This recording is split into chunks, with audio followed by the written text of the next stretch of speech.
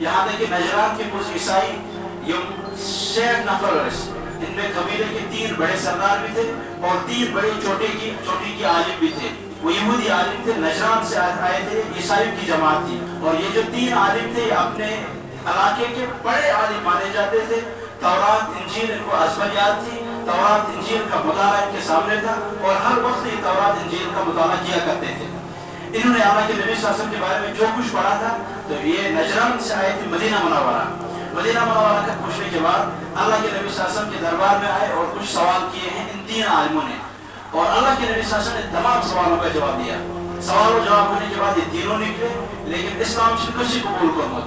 जब यहाँ से निकले तो एक इनमें से जो बड़ा आलिम था वो अपने ऊँट से नीचे गिर गया।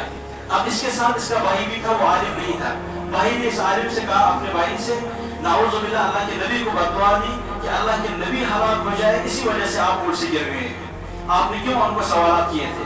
तो इस आलिम ने अपने भाई से कहा कि उनके बारे में बददुआ मत करो, ज़बान अपनी बंद करो, मैंने जो कुछ तौरात में पढ़ा है वो बिल्कुल सच है, आप में वो पेशन गोया सब कुछ, और जो कुछ मैंने तौरात में आप कबीले के बारे में पढ़ा है वो सब कुछ आप में नुमाया है, लिहाजा उनके बारे में अपनी ज़बान न करो।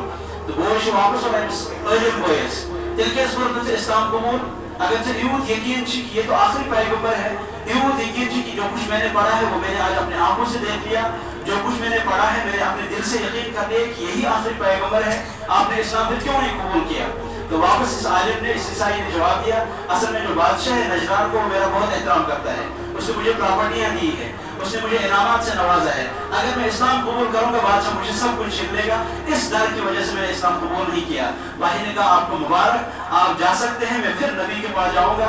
मदीना मुनव्वरा आने के बाद इस गैर आलिम ने इस्लाम कबूल किया और मौत तक सहाबी बना इस पैगंबर का, और जिस वक्त दुनिया से चला गया तो ईमान की हालत में चला गया। तो पहले से इसने तौरात में सब कुछ पढ़ा था।